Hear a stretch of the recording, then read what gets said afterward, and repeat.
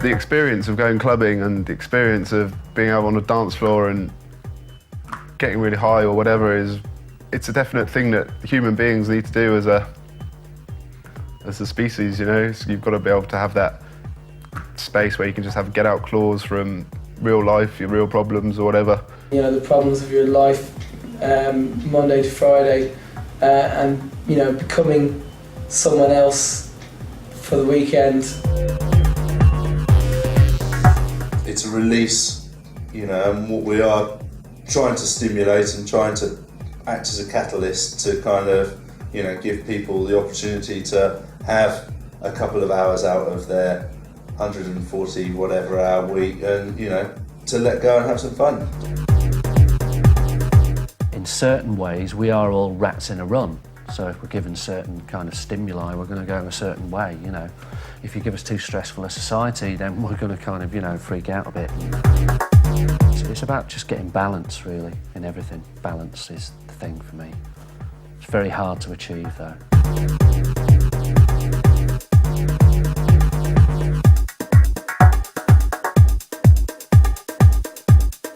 Like some major rock star?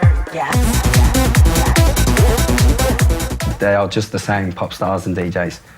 It's a different kind of feeling watching your favourite DJ to going to see your favourite band, I think. It's much more that you're consuming live music rather than participating. With a DJ, it's very much about participation. Without participation, a DJ is no good and a DJ is not doing his job. I think a superstar DJ, has a more kind of down-to-earth appeal. I don't think DJs are a patch on rock stars at any rate. I really don't. It's a lot more subdued, a lot more, I don't know, a lot more prim, proper middle class, I suppose. The whole pop star thing, the whole kind of fame and acclaim, I don't rate it. I mean, I saw it the other day. I was waiting for a bus outside the Royal Garden Hotel, and there was some big R&B star who was on their way to the Brits, and there was hundreds of girls screaming and going absolutely mental when he came out of the doors. It was quite mad to see. It's not about being famous, or a lot of it's not about being famous and being a rock star. It's about loving the music and going out there and wanting to do it. I don't put being a DJ and being a pop star in the same category.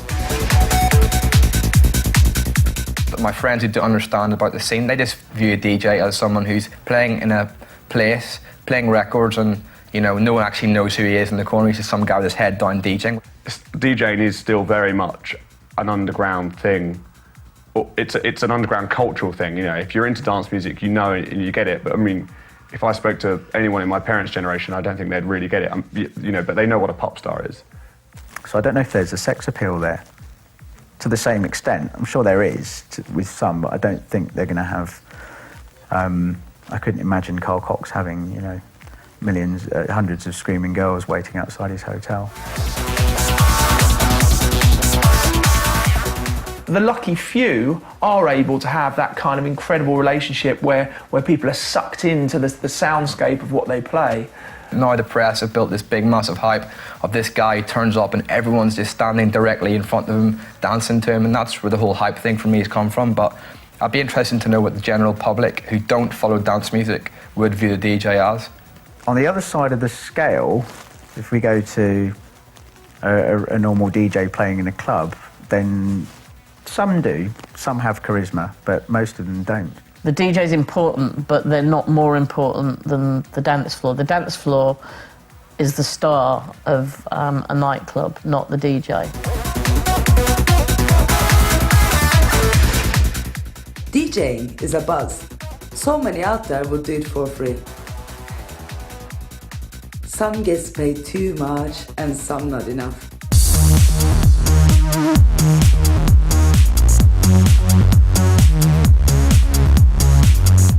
Oh, for no money?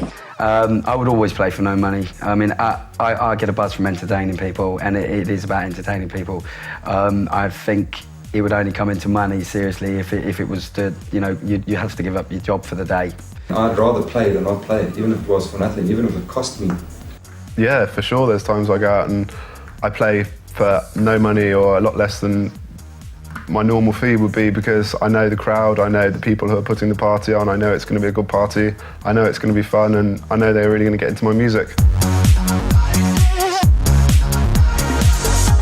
Free parties, a DJ with integrity will play for free. You know, for a good cause, like anything charitable, that kind of thing, where people are giving their time up for the sake of something else, then absolutely. You know, if it's somebody's birthday and they say, can you come and play, it's like, of course, you know, of course. That's always going to apply, because that's just about going out and socialising and having fun. Birthdays, bar mitzvahs, weddings, whatever. And the groom actually came up to me and said, someone says you're a DJ, because it was a wedding party. I like this guy because he's my mate, but he's not. I want to hear some psychedelic trance. And I said, well, if he can drive me to my house and back, I'll do a set. I don't want to make thousands of pounds. It's nice to have the money now, but at the time, my main reason for DJing was to be good at it and for everyone to love me and like my music, to be honest. It's great when you get paid lots of money for it, of course, but you know, playing for nothing is fine. You know. And there's certain places which you can play at where you feel great for playing, but they will never be able to pay you. But you need that, and that's as important as the money. Otherwise, you need your motivation always.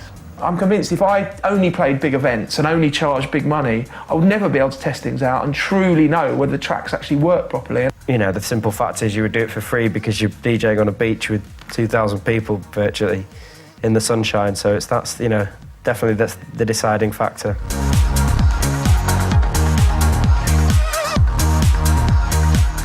Some of the best gigs you do are your unpaid gigs. Definitely, even though I'm really fortunate to be able to be paid money to do it. I regularly agree to play for not very much money. My agent doesn't really like me doing that. I do that anytime.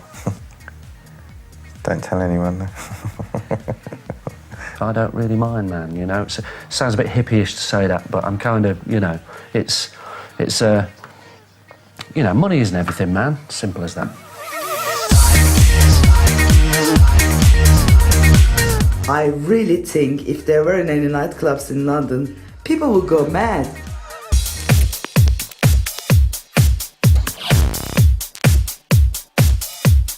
But I think music's a very interesting area to look at as regards it's a kind of magnifying glass on the feelings of a society, the feelings of, you know, a world. The music definitely supplies the vibe that people need to sort of drop down their barriers and get into it, you know. We live in a kind of closed off, you know, somewhat cold modern world, and going out dancing in clubs is kind of like an antidote for that, definitely. Humans are social mammals, and increasingly we're encouraged not to be social and to kind of be fearful of one another. And certainly clubbing is the last opportunity to kind of throw that notion into the dustbin.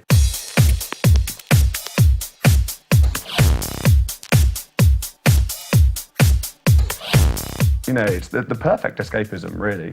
It's a chance to get away from, you know, for those 8 hours or whatever that you're in a club, everything else outside of the club does not exist. You know, it doesn't matter.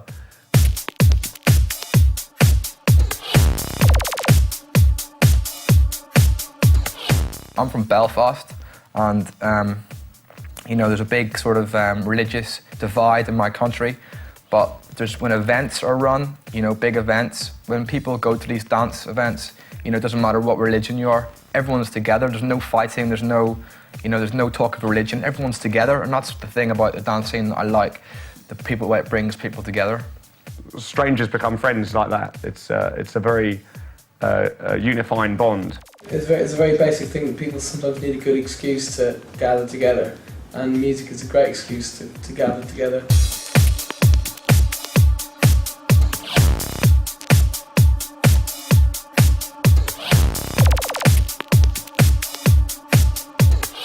It's like anything, if there's enough people in a dance floor feeling good at one time, you know, might change your mindset when you go home, might make you think about something differently the next day if you've had a great experience with other people. If something grabs their attention all at the same time, there's an energy which emanates from that group of people, and that's what you feed off when you're DJing. Equally, if you're DJing and it's not going very well, you get the kind of negative energy that makes you feel like shit. It's kicking the shit out of a club with, 400 people going completely mental to whatever you're playing, and, you'd have to be some kind of weirdly antisocial psychopath to not find that thrilling experience.